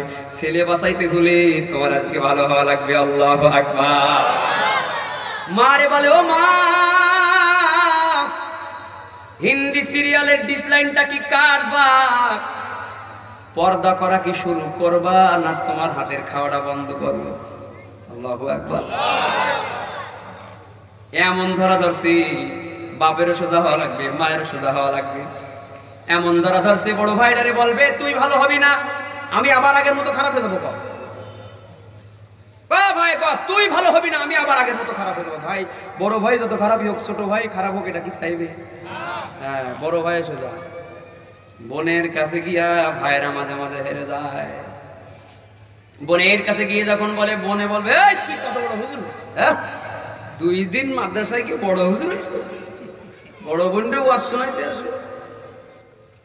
বোনরা আমার প্রতি একটু রাগ হইতে পারে, সব বোনেরা আবার এরকম না। কিছু বোনেরা আবার ভাইদের থেকেও ভালো, কিন্তু কিছু বোনেরা এমন আছে, এরপরও কি আর ভারতের চ্যানেলের সঙ্গে এমন সম্পর্ক হয়ে গেছে, এ ভাই বাদ দেওয়া তো বহু দূরের কথা, ও নিজের সন্তানটাকে পর্যন্ত বাদ দিয়ে দিবে। পরকীয়া প্রেমিকের জন্য নিজের স্বামী সন্তানটাকে বিসর্জন দিয়ে হলো পরকীয়া প্রেমিকের সঙ্গে সংসার করতে চায়, এমন বক্কার মহিলা বাংলাদেশে আছে না নয়? মুসলমানেরা আমার, মাদ্রাসায় পড়ার সুবাদে কোরআনের এই আলোটা যখন সিনার মধ্যে লেগে যায়, আলেম জোরেরটা জোরে বলা শুরু করে, আস্তেরটা আস্তে বলে, চিল্লায় তো চিল্লায়, পৃথিবীর কোনো আঠা তার মুখ বন্ধ করতে পারে না। এই জন্যই আলেম যখন জোরে কথা বলে, সাধারণ মানুষ মনে করে হুজুরের কি জানের ডর নেই, হুজুরের কি ফ্যামিলির চিন্তা নাই, বউ বাচ্চা মা বাবার চিন্তা নাই। আমাদের চিন্তা আছে, তারপরও আমাদের বড় চিন্তা, আমরা নমরুদ কিনে নিয়ে টেনশন করি না, আমরা ফেরাউন হামানকে নিয়ে টেনশন করি না, আমরা আমাদের চাকরি বাঁচানোর টেনশন করি। ওই ইমামতির চাকরি নয়, ওই শিক্ষকতার চাকরি নয়। আল উলামা ওয়ারাসাতুল আম্বিয়া ফাইনাল আম্বিয়া লাম ইউরিসু দিনারাও ওয়ালা দিরহামা। আমাদের নবী আমাদের পিতার মতো, আমাদের অভিভাবকের মতো।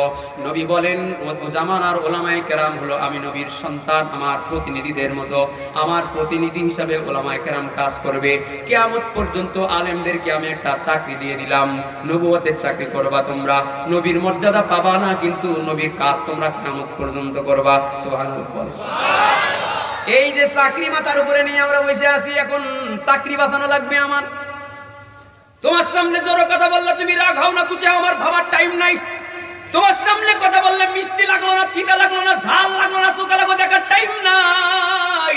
চাকরি আমার বাঁচানো লাগবে। এই চাকরি বাঁচাইলে সামনে পুরস্কার আমার ভালো, আর যদি চাকরি না বাঁচায় তাহলে আগুনের কেসি দিয়ে আমার জিহ্বা কেটে দেওয়া হবে, ঠিক না? মুসলমানের আমার, ইব্রাহিম খলিলুল্লাহ যখন চাকরি বাঁচানোর জন্য আগুনে পড়ছিল, মনে আছে? আল্লাহু আকবার। ইব্রাহিম খলিলুল্লাহ যখন নমরুদকে বলে ঈমান আনো এক আল্লাহর উপরে, আল্লাহর উপরে ঈমান আনো, বলে আল্লাহ আবার কে? আমি তো আল্লাহ, নাউজুবিল্লাহ। কান্না বলে আল্লাহ আবার কে? আমি তো বড় আল্লাহ, আমি তো বড় প্রভু।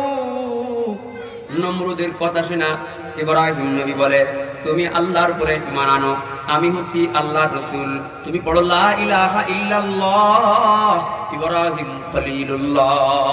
পড়ো আল্লাহ ছাড়া কোনো মাবুদ নাই, ইব্রাহিম খলিলুল্লাহ আল্লাহর বন্ধু। পড়ো তুমি।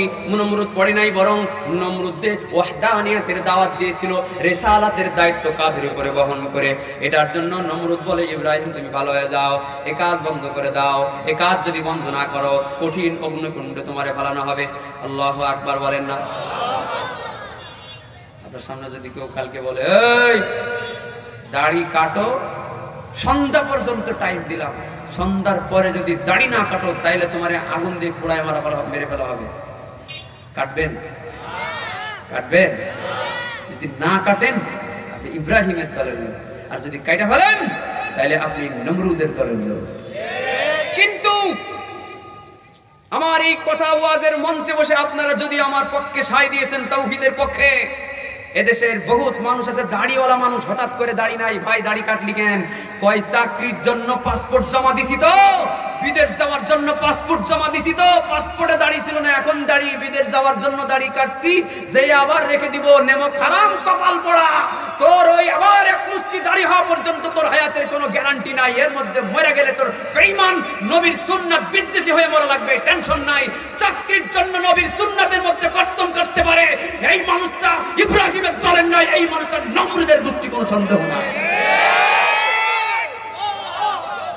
মুসলমানেরা আমার, ইব্রাহিম নবীকে এবার নমরুদ চূড়ান্ত ফয়সালা করলো, ওয়াহদানিয়তের দায়িত্ব যেহেতু পালন থেকে বিরত থাকে না, আল্লাহর তাওহীদের দাওয়াত থেকে বিরত থাকে না, আগুনের কুণ্ডলী বানাইলো, বিশাল আগুনের কুণ্ডলী বানায় একটা পাশকল বানাইলো, চরকা বানাইলো, ওইটার মাধ্যমে ইব্রাহিম নবীর আগুনের মধ্যে ফালাইবে। ও আমার কলিজার টুকরা মুসলমানের আমার, এমন আগুন বানাইছে যে আগুনের কাছে গিয়ে ইব্রাহিম নবীর আগুনের মধ্যে ফেলবে, কাছে যাওয়ার সাহস ওদের নাই, কারণ তা আগুন তো খাতের করে না। কে আগুন রে বানাইলো এটার পেছনে তো খাতের করে না, যে আগুন এই সময় এখানে আগুন করছে তারেও ধরবে, যারে ফেলাবে তারেও ধরবে।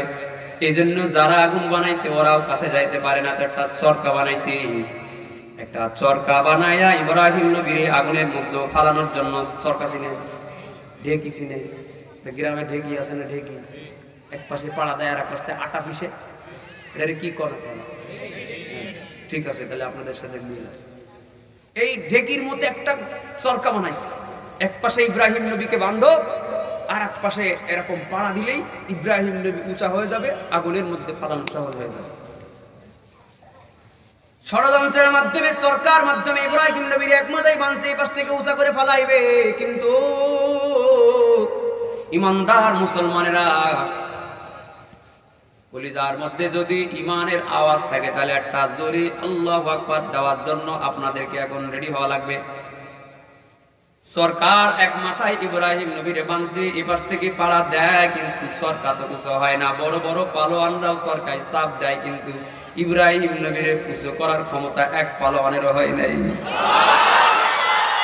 এই যে আল্লাহু আকবারটা দিলেন, এরপরেরটা আরো জোরে দেওয়ার জন্য রেডি থাকেন, কারণ এই যে ইব্রাহিম নবীরে উঁচা কেন করতে পারলো না জানেন নাকি?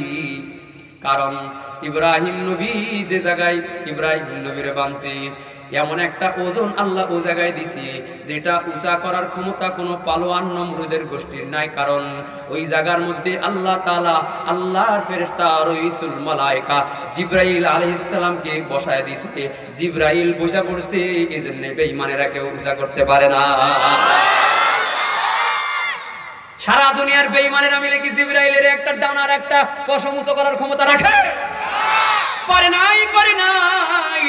এবার উস্তাদ চলে আসছে, নমরুদের গুরু। নমরুদের একটা গুরু ছিল, নমরুদের একটা উস্তাদ ছিল, ওই বেটার নাম কি সবাই বলেন?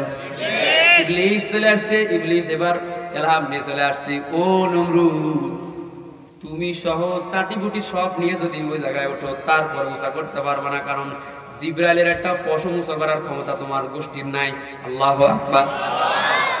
নমরুদ বলে, উস্তাদ তাহলে বলেন এবার আমি কি করতে পারি? কয় ফেরেশতা দাঁড়ানো লাগবে। এবার শয়তান বলে ফেরেশতা তাড়াইতে হলে একটা কাজ তোমার করা লাগবে। কয় কি কাজ? কয় ফেরেশতা তাড়াইতে গেলে এই জায়গায় একটা ভ্রাম্যমান পতিতালয় বানানো লাগবে। নাউজুবিল্লাহ বাড়ি যে বলবে একটা ভ্রাম্যমান পতিতালয় বানানো লাগবে। রাষ্ট্রের যত সুন্দরী সুন্দরী মেয়েরা আছে তাদের বাড়ি বাড়ি যাও, রাষ্ট্রের সুন্দরী সুন্দরী মেয়েদের বাড়ি বাড়ি যাও, রাষ্ট্রের সুন্দর তাগড়া জোয়ান যুবকদের বাড়িতে বাড়িতে যাও, ওদের কাছে যাওয়ার বলো ধর্মের জন্য তোমাদের ইজ্জত বিসর্জন দেওয়া লাগবে। নাউজুবিল্লাহ। ধর্মের প্রয়োজনে তোমাদের ইজ্জত বিসর্জন দেওয়া লাগবে। ধর্মের প্রয়োজনে যেই ধর্মের মধ্যে ধর্মের প্রয়োজনে নারীর ইজ্জত বিসর্জন দেওয়া লাগে। আমি তো মনে করি ধর্ম হয়েছে ইজ্জত বাঁচানোর জন্য, ধর্মের কাজ হচ্ছে ইজ্জত বাঁচানো। যেই ধর্ম মেয়েদেরকে নারীদেরকে আর এক ধর্মের মানুষদেরকে নিজের ধর্ম প্রচারের জন্য, আর এক ধর্মের মানুষ ঈমান নষ্ট করার জন্য, নিজের ধর্ম প্রচার করার জন্য যুবতীর দেহ আর ইজ্জতকে বিতরণ করে, আমি মনে করি এটা ধর্ম নয়, এটা পশুর থেকেও জঘন্য সিস্টেম। ঠিক কিনা? ইব্রাহিম নবীর আগুনের মধ্যে যখন ফালাইতে পারলো না, এবার জেনার কায়েম হয়ে গেল। এবার ফেরেশতা চলে গেল, সরকার দিবস হয়ে গেল। ইব্রাহিম নবীর আগুনের মধ্যে ফালাই দিল। ইব্রাহিম নবী আগুনের মধ্যে পড়ে গেছে। এবার এলাকার মানুষের কাছে আমি জানতে চাই, টাইম কি যে কোন তো দিছেন করবো না এখনই শেষ করবো? করবো? আচ্ছা আচ্ছা ঠিক আছে। মুসলমানেরা আমার, ইব্রাহিম নবী আগুনের মধ্যে যখন ফালা দিছি, আপনাদের কাছে জানতে চাই, বলেন তো আগুন বানাইছে কি? আগুনের মালিক কি? আগুন যে গরম হবে, এই গরম হওয়ার সিফাত আগুনকে দান করেছেন। জোরে আওয়াজ করে বলেন তিনি কে? পানি যে ঠান্ডা হবে, শীত যে ঠান্ডা হবে, এই সিফাত পানিকে দান করেছেন কি? সেই আল্লাহ যদি চায় কখনো আগুন রে ঠান্ডা বানাবে আর পানি রে গরম বানাবে। বলেন আল্লাহর এই ক্ষমতা আছে না নাই? আগুনের মধ্যে যখন ইব্রাহিম নবীরে ফালাই দিয়েছে, নমরুদ নাচানাচি শুরু করছে, বাহিনী নিয়ে নাচানাচি শুরু করছে। ঢাকা শহরের আশুলিয়ার আশেপাশে অনেকগুলো মদের বিহার আছে, যে জায়গায় লাইসেন্স করে সদস্য হওয়া যায়, আছে না নাই? ওই জায়গায় লাইসেন্স করে করে সদস্য হয়, মন একটু ভালো হলেই ফুর্তি করতে ওই জায়গায় চলে যায়, মেয়েটা চলে যায় নাইট ক্লাবে চলে যায়, বাপে নামাজ পড়ে ঘরের দরজাতে ঘুমায়, আছে না নাই? কিছু মানুষ আছে খুশি হইলে মদ খায়, খুশি হইলে জেনাবা বিচার করে, খুশি হইলে পতিতালয় যায়। কিছু মানুষ আছে মন ভালো হইলে সিজদার মধ্যে কপাল ঠেকায়া সুবহান রাব্বিয়াল আলা শুকরিয়ার নামাজ আদায় করে। ঠিক কি না? যারা মন ভালো হইলে নামাজ পড়বে, শুকরিয়া আদায় করবে, ওরা ইব্রাহিমী। আর যারা খুশি হইলে মদ গিলে আর জেনাবা বিচার করে, ওরা নমরুদি।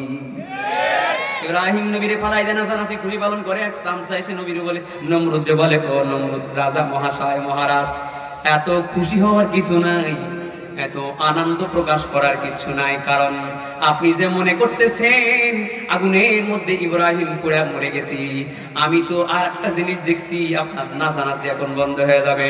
ইব্রাহিম তো পুড়ে নাই, বরং আগুনের মধ্যে সুন্দর সিংহাসনের মধ্যে সুন্দর চেহারা নিয়ে সুন্দর সুন্দর বাহারি আবারের খাবার খাইতেছি আর এনজয় করতেছে। আল্লাহু আকবার। কুলনা ইয়া নারু কুনি বারদান ওয়া সালামান আলা ইব্রাহিম।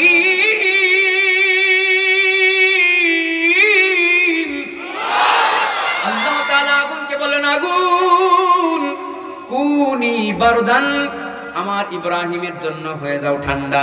সুবহানাল্লাহ। আগুন বানাইছে কে? আগুন যে গরম হবে এটা শক্তিটা দিছে কে?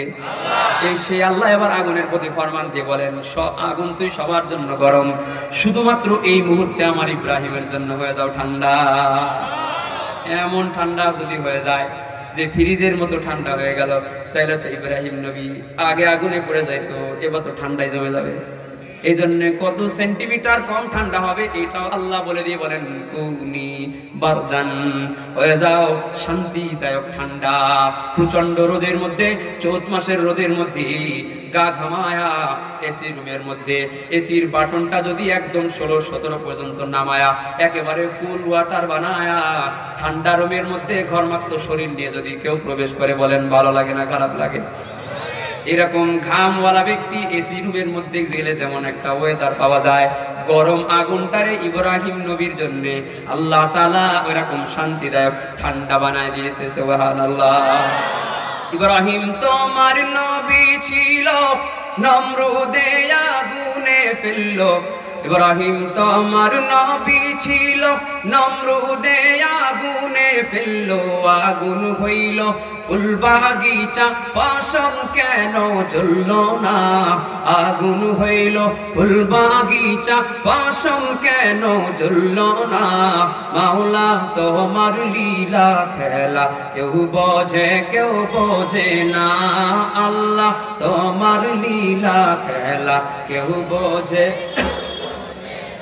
মুসা তোমার নবী ছিল, তুর পাহাড়ে সওয়াল করলো। মুসা তোমার নবী ছিল, তুর পাহাড়ে সওয়াল করলো। তোমার নূরে পাহাড় জ্বললো, মুসা কেন জ্বলল না? তোমার নূরে পাহাড় জ্বললো, মুসা কেন জ্বলল না? মাওলা তোমার লীলা খেলা কেউ বোঝে না। তুমি কাউকে রাখো গাছতলাতে, মাওলা কাউকে রাখো পাঁচতলায়। মাওলা তোমার লীলা খেলা কেউ বোঝে না। আল্লাহ তোমার লীলা খেলা কেউ বোঝে না। আল্লাহু আকবার। এজন্য আমাদের সিনার মধ্যে যখন আসমানি বিদ্যার কানেকশন হয়ে যায়, তখন আমরা সামনে নমরুদের অগ্নিকুণ্ড হইল নাকি ফেরাউনের অত্যাচার হইল, এটা আমাদের দেখা লাগে না। কারণ নমরুদের আগুন আমার জন্য যতটুকু ভয়াবহ, এর থেকে যদি আমার চাকরি ক্যান্সেল করায় নিতে পারি আমি, তাহলে শাস্তি আরো ভয়াবহ। আল্লাহর অবাধ্য যদি হয়ে যায়, তোমাকে তোমার মতো বেঈমানরে যদি ভয় পায়, শাস্তি আমার জন্য আরো ভয়াবহ। আর যদি এই পরীক্ষায় আমি পাস করতে পারি, তাইলে আমার জন্য في جنة عالية قطوفها دانية وأنهار من لبن لم يتغير طعمه وأنهار من خمر لذة للشاربين। এমন ডেকোরেশন ওয়ালা ভিআইপি ক্যাটাগরির জান্নাত আল্লাহ আমার জন্য রেখে দিয়েছে। এই পৃথিবীর মতো 10টা পৃথিবীর জান্নাত আল্লাহ আমাকে দান করবে। আল্লাহু আকবার। সুতরাং ভয়কে জয় করাই ইমানদারের কাজ। হ্যাঁ, ঠিক আছে। এই জন্য সম্মানিত হাজিরিন, আমরা দেখেছি ফিলিস্তিনের মুসলমানদেরকে যেভাবে নির্যাতন করা হচ্ছে। আরে ইসরায়েলকে তো বারবার পিছু হটতে দেখেছি। সংসদ ভবনের মধ্যে ওদের বড় নেতা নেতানিয়াহু, সংসদ অধিবেশন, রাষ্ট্রের সব থেকে গুরুত্বপূর্ণ মিটিং, এইটা চলতেছে। তারপরেও বাইরে যখন সাইরেন বাজছে যে হামলা হতে পারে, তো নেতানিয়াহু চেয়ার ছেড়ে স্পিকার নেতানিয়াহু, সংসদ সদস্য সব দরজায় ঠুল খায় কে কার আগে বের হবে, ঠিক কিনা? এদের দিলের মধ্যে এত পরিমাণ ভয়। অনুরূপ ভাবে আমার ফিলিস্তিনের বাচ্চা ইমানদার, আমার ফিলিস্তিনের ছোট্ট ইমানদার শিশুটি, আমার ফিলিস্তিনের যুবতী নারীটি, আমার ফিলিস্তিনের মা, যারা কিনা মসজিদে আকসার মধ্যে তারাবির নামাজ পড়তে দাঁড়ায়, তারাবির নামাজে দাঁড়াইছে, পেছনে সাইরেন বেজেছে, নামাজ ছাড়ে নাই। আল্লাহু আকবার। না, যখন অস্ত্র রেডি করছে, আওয়াজ হচ্ছে, ফুটফাট শুরু হয়েছে, তখনও আমার মুসলমানের নামাজ ছাড়ে নাই। পাশের লোকের গুলি করেছে, দেখছে আমার পাশের মুসল্লি মরে জমিনে লুটিয়ে পড়েছে, না, আমার ইমানদার এখনো নামাজ ছাড়ে নাই। নিজের পিঠ দিয়ে বুলেট ঢুকলো, পেট দিয়ে বের হয়ে গেছে, যতক্ষণ শরীরের মধ্যে রূপ আছে ততক্ষণ পর্যন্ত মুসলমান দাঁড়ায় আছে। আল্লাহু আকবার। তার নাম ঈমান।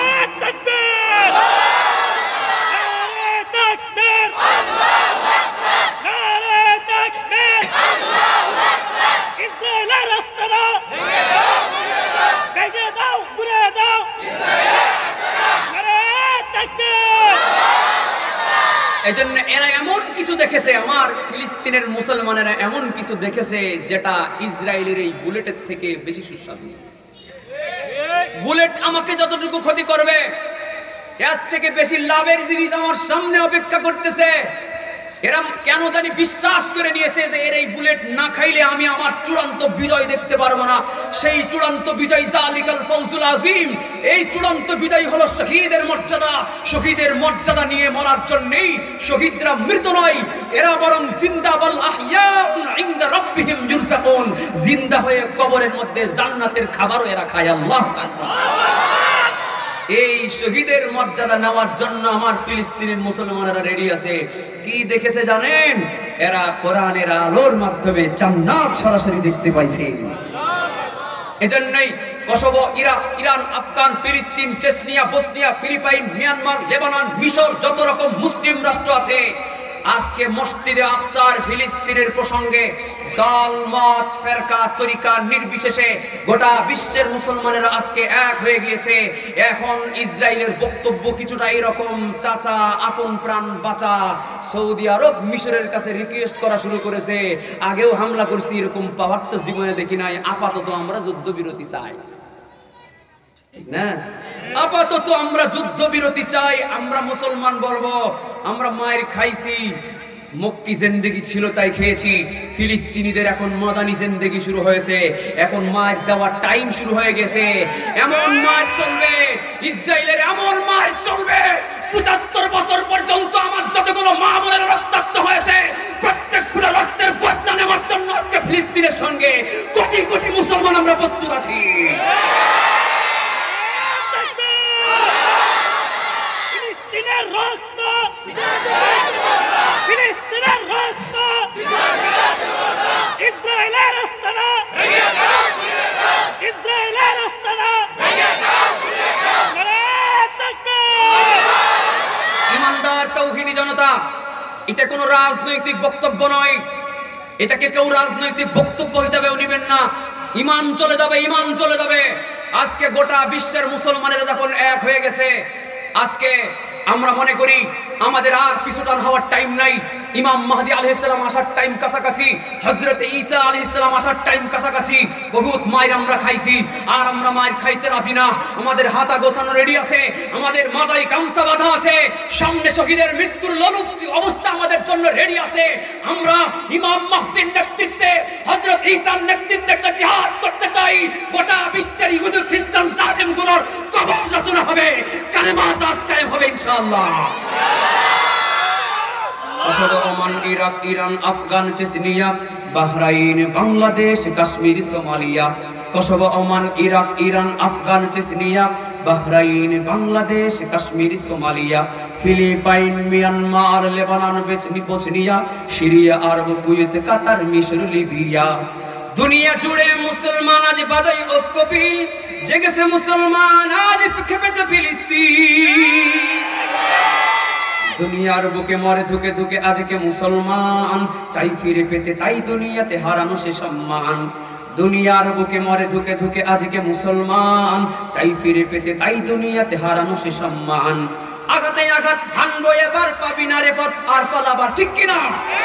আরে আঘাতে আঘাত হানবো এবার, পাবি না রে পথ আর পালাবার। ইমানের আগুন জলের দ্বিগুণ, হুঁশিয়ার বদ্দিন, হুঁশিয়ার বদ্দিন। জেগেছে মুসলমান আজ কেঁপেছে ফিলিস্তিন, জেগেছে মুসলমান আজ কেঁপেছে ফিলিস্তিন। জীবন বাঁচাতে যদি তুলি হাতে, জীবন বাঁচাতে যদি তুলি হাতে মুসলিম হাতিয়ার, হলুদ মিডিয়া জলে আর বলে জঙ্গি বারংবার। জীবন বাঁচাতে যদি তুলি হাতে মুসলিম হাতিয়ার, হলুদ মিডিয়া জলে আর বলে জঙ্গি বারংবার। হলুদ মিডিয়া বিশ্ব মরণ হোক না যতই ক্ষিপ্ত গরল, হলুদ মিডিয়া বিশ্ব মরণ হোক না যতই ক্ষিপ্ত গরল। পরোয়া করি না কোনো কিছু, রাজ মুসলুম দরহীন, মুসলুম দরহীন। জেগেছে মুসলমান আজ কেঁপেছে ফিলিস্তিন, জেগেছে মুসলমান আজ কেঁপেছে ফিলিস্তিন।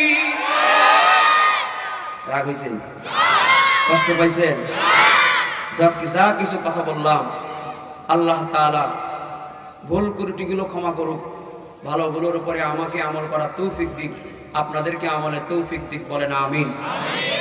আর কি গজল